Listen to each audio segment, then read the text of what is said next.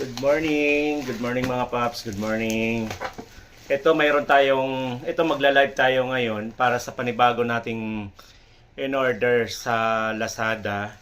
Ito yung portable generator supply.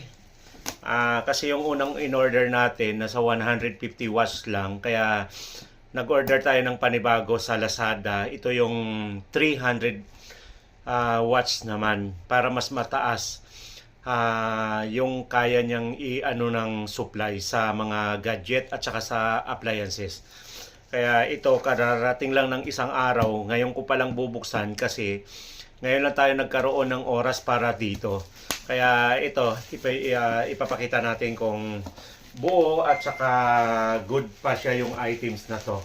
Ito mga paps, samahan nyo ako. Ito buong buo pa to ha. Hindi pa nabubuksan, kaya ngayon pa lang natin bubuksan. Kaya